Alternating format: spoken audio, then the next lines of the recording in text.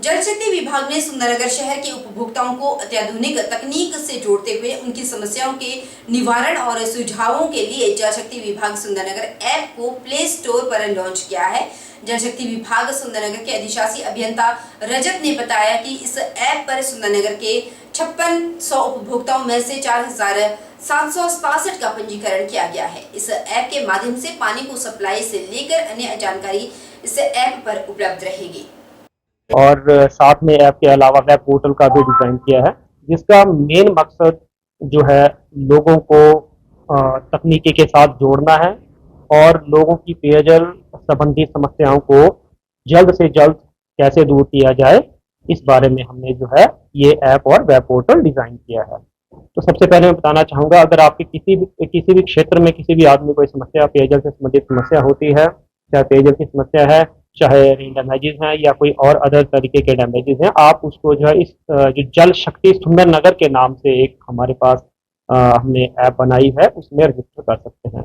इसके लिए आपको किसी भी तरीके की रजिस्ट्रेशन की जरूरत नहीं पड़ेगी। इसमें शहर का कोई भी आदमी या शहर के बाहर का भी आदमी किसी भी स्थान पर बैठ के जो है पेयजल संबंधी जो शिकायत है वो दर्ज करवा सकता है। कि जो हमारा फील्ड स्टाफ है उनकी डायरेक्ट मॉनिटरिंग की जरूरत नहीं पड़ेगी। हमने उनको जो हमारे फिटर्स, बेलदार, वाटर गार्ड हैं, उनको भी इस ऐप का जो है हमने एक डेमो दिया हुआ है और काफी समय से वो इस ऐप को काफी अच्छे तरीके से यूज कर रहे हैं। जिसमें सर्वप्रथम अगर कोई कंप्लेंट आती है तो वो हमारे ऐप में जो है कंसर्न जूनियर इंजीनियर और कंसर्न फील्ड स्टाफ को एकदम चली जाती है। सोलन में पिछले 3-4 दिनों से हो रही लगातार बारिश की वजह से जनजीवन पूरी तरह से अस्त व्यस्त है। कई घंटों के लिए सोलन जिला बाहरी राज्यों से पूरी तरह से कटा रहा।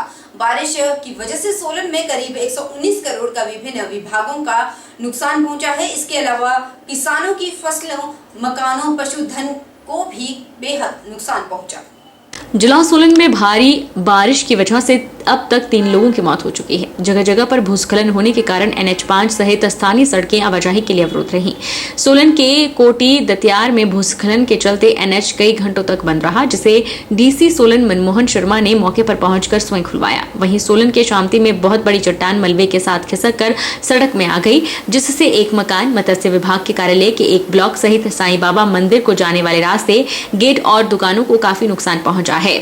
साथ ही राजगढ़ को जाने वाला रास्ता अभी तक पूरी तरह से बंद है। वहीं भूस्खलन के चलते शामती में भवनों में दरारें आई हैं। पिछले 3-4 दिनों से जो वर्षा हो रही है उसकी वजह से काफ़ी नुकसान इस जिले में हुआ है। जो टोटल लॉसेज सभी डिपार्टमेंट्स के हैं वो 119 करोड़ के करीब है। आज तक के जो नुकसान हमें रिपोर्टें विभिन्न विभागों से और फील्ड से प्राप्त हुई है। इसके अलावा बहुत से घर भी डैमेज हुए हैं लोगों के, और कुछ गौशालाएं भी क्षतिग्रस्त हुई है। 3 लोगों की मृत्यु हुई है और फसलों का नुकसान भी काफ़ी हुआ है लोगों को।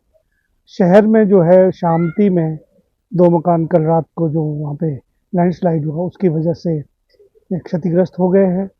प्रभावित परिवारों को हम वहाँ से सुरक्षित जगह पर शिफ्ट कर दिया है हमने, और जो भी आवश्यक उनकी इंतज़ाम है उनके लिए वो किए जा रहे हैं। इसके अलावा अन्य स्थानों से भी कुछ घरों के क्षतिग्रस्त होने का सूचना है। अपने परवाणू में जो हमारे इंटीग्रेटेड हाउसिंग डेवलपमेंट प्रोग्राम के तहत कुछ मकान बने थे, फ्लैट्स बने थे, कल वहाँ पर भी फ्लड आया था, तो उसमें भी वो पूरी कॉलोनी हमने खाली करा दी है और उन परिवारों को सुरक्षित जगह पहुँचा दिया है। इसके अलावा अर्की में भी एक बाड़ी गाँव है, वहाँ पे भी काफ़ी लोग प्रभावित हुए थे। उनको जवाहर नवोदय विद्यालय में सुरक्षित स्थानों पर, सुरक्षित ठिकानों पर उनको आश्रय दिया गया है। जहाँ तक NH का सवाल है, NH काफ़ी क्षतिग्रस्त हुआ है, क्योंकि आपको मालूम है कि ये अभी इसकी जो वाइडनिंग हुई अभी कुछ वर्ष पहले ही हुई है। अभी पहाड़ जो है स्टेबलाइज नहीं हुए हैं और इतनी भारी वर्षा के कारण कई जगह पर भूस्खलन हुआ है। अब 2 जगह पर जो कोटी के पास है वहाँ स्थिति अभी भी गंभीर है, क्योंकि रोड वहाँ पर बैठ गया है, नीचे धंस गया है, और वहाँ पर जो दूसरी लेन से हम लोग वैकल्पिक यातायात चला रहे हैं। 1 वे ट्रैफिक अभी हमने शुरू किया, अभी 5:30 बजे वो हमने वहाँ पर यातायात को दोबारा से रिस्टोर किया है। अभी हमारा सुचारू रूप से छोटे वाहन वहाँ पर चल रहे हैं। शिमला जिला के रामपुर थाना के तहत नोगली के नजदीक राष्ट्रीय उच्च मार्ग से मारुति कार सतलुज नदी में जा गिरी। ननखड़ी तहसील के खड़ाहन पंचायत के लाड़ू गांव से कार सवार बीमार को बीती रात करीब 9:45 बजे लेकर रामपुर के महात्मा गांधी चिकित्सा सेवाएं परिसर खनेरी ले जा रहे थे, जो नोगली के पास मुख्य मार्ग से सतलुज नदी में जा गिरी। शिमला जिले के रामपुर थाना के तहत नोगली के पास राष्ट्रीय उच्च मार्ग से मारुति कार सतलुज नदी में जा गिरी। जिस स्थान से कार नदी में गिरी है वहां पर भारी बारिश के कारण सड़क का कुछ हिस्सा टूट गया था, जिस वजह से वाहन चालक को सड़क टूटने की जानकारी नहीं लगी और सीधे नीचे सतलुज में समा गया। कार सवारों में राजीव बोंटला 33 वर्ष, राजीव की माता सुंदला देवी करीब 55 वर्ष और चचेरा भाई सोनू उर्फ मेहर सिंह 37 वर्ष, उसकी पत्नी शीतल 29 वर्ष सवार थे। राजीव अपनी बीमार मां को खनेरी चिकित्सालय में दिखाने ले जा रहा था और रास्ते में यह हादसा हो गया। कार बह गई। लोगों का उफनती सतलुज नदी में पता भी नहीं चल पाया। हिमकोफेड के पूर्व अध्यक्ष कौल सिंह नेगी ने कहा कि टूटे हुए मार्ग पर सेफ्टी साइन नहीं लगाए गए थे और न ही कोई व्यवस्था ठीक से की गई थी, जिस कारण वाहन चालक धोखा खा गया। साथ लगते हुए नोगली के पास हुआ है, जिसमें एक ऑल्टो कार गहरी सतलुज खाई में गिरी है। इस कार में 4 लोग सवार थे। ये चारों लोग ननखड़ी क्षेत्र के खड़ान पंचायत के लाड़ू गांव से थे, जिसमें 2 पुरुष और 2 महिलाएं थी। ये परिवार एक ही परिवार के सदस्य थे। ये हॉस्पिटल जा रहे थे और यहाँ पर एनएच में सड़क धंसने के कारण ये रोड टूटी हुई थी और इसकी प्रॉपर मार्किंग भी नहीं हुई थी। प्रशासन की बहुत बड़ी नाकामी है कि इस प्रकार की जब सड़क क्षतिग्रस्त होती है तो उसकी प्रॉपर मार्किंग होनी चाहिए ताकि आने जाने वाले लोगों को पता लग पाए। और मुझे लगता है कि एक बहुत दुखद घटना हुई है इस क्षेत्र के लिए कि एक ही परिवार के 4 लोग इस हादसे के शिकार हुए हैं।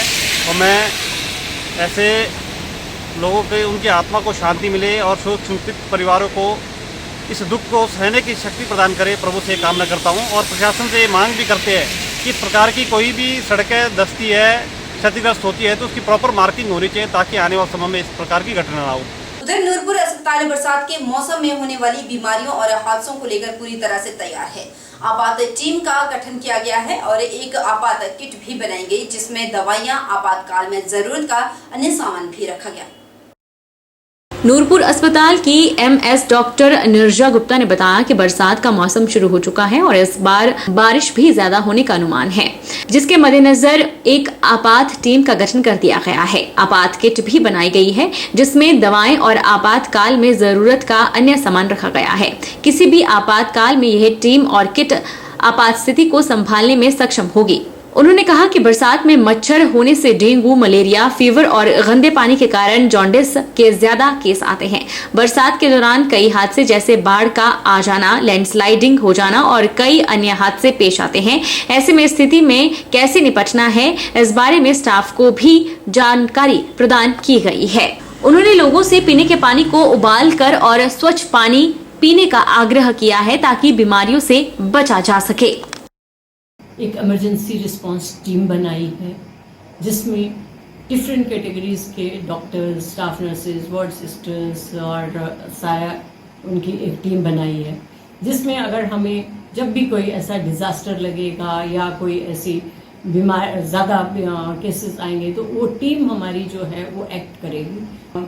मच्छर से काफ़ी सारी बीमारियां होने का डर रहता है, जैसे डेंगू है, मलेरिया है, इवन आगे जैसे बरसात थोड़ी सी होने के बाद स्क्रब टाइफस है, उसके काफ़ी सारे केसेस आते हैं। फीवर के केसेस बहुत सारे आते हैं। पानी क्योंकि गंदा होता है तो उसमें जॉन्डिस के केसेस काफ़ी हमारे पास आ सकते हैं। तो उस केस डायरिया के, गैस्ट्रोएंटराइटिस के केसेस जो हैं वो काफ़ी बढ़ जाते हैं। उस केस में भी हॉस्पिटल जितने भी हमारा स्टाफ है उनको ओरिएंट भी कर दिया गया है। उनको एक शॉर्ट ट्रेनिंग जैसी भी दी गई है कि कैसे उन्होंने पेशेंट को डील करना है। और लोगों के लिए उसमें एक मैं कहना चाहूँगी, क्योंकि बरसात है, बरसात में नेचुरल डिज़ास्टर्स भी काफ़ी सारे हो जाते हैं, जैसे बाढ़ आ गई है, लैंडस्लाइड्स हो गए हैं। तो जहाँ ज़रूरी है वहीं बाहर निकला जाए, अदरवाइज घर में रहा जाए और इमरजेंसी में ही बाहर जाए। हिमाचल परिवहन सेवानिवृत्त कर्मचारी कल्याण मंच नूरपुर जोन की बैठक जिला अध्यक्ष चमन पुंडीर की अध्यक्षता में मंडलीय कार्यशाला जसूर में आयोजित की गई, जिसमें हिमाचल परिवहन निदेशक सदस्य मनमोहन कटोच ने हिस्सा लिया। मनमोहन कटोच ने कहा कि सेवानिवृत्त कर्मचारियों की मांगों को अगली ओपीडी यानी बीओडी बैठक में रखेंगे और जो इन्होंने सुझाव दिए हैं उस पर भी चर्चा की जाएगी।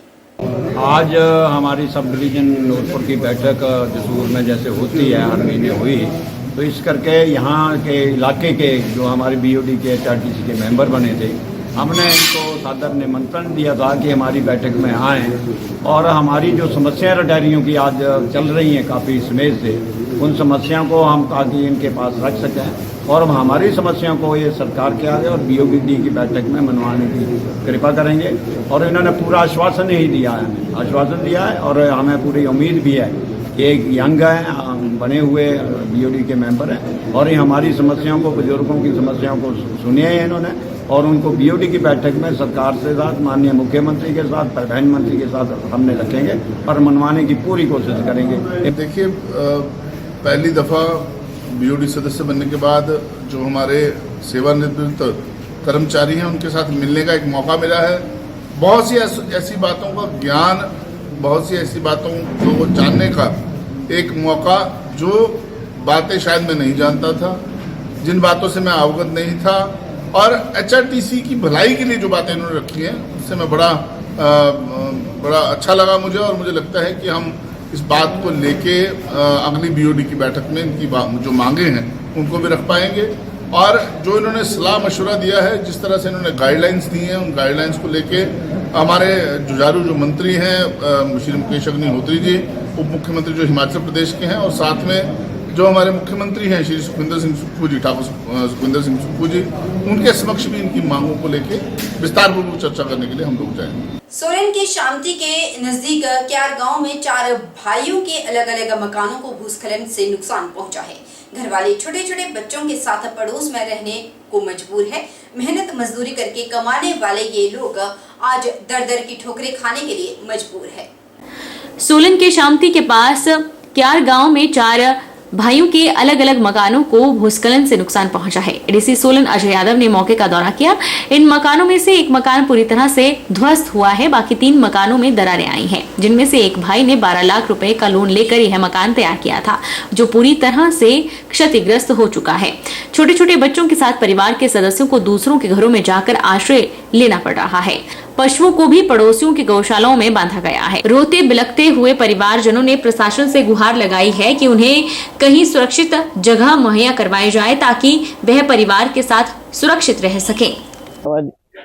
12 लाख का लोन निकलिया, जो कुछ जेब में था वो भी लगा दिया हुआ सर, सारा इसमें।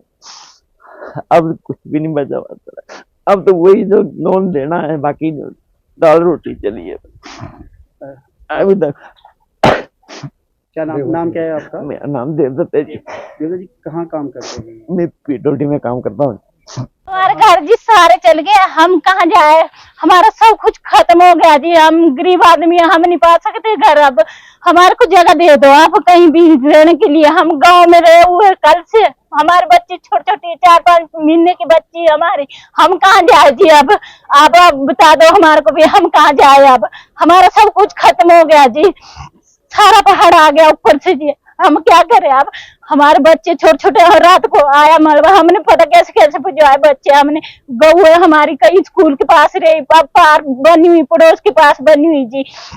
सर ये गांव क्या है, इसमें पूरे जो मकान 4 मकान डैमेज होने क्या, और सारे एक मकान तो पूरा डैमेज हो चुका है और 2 मकान और है वो भी डैमेज होने आ रहे हैं। बाकी जो आगे मकान बने हैं उसमें तिरपाल डाले, वो भी जगह चलने वाली है, वो भी टोटल जगह जारी है नीचे।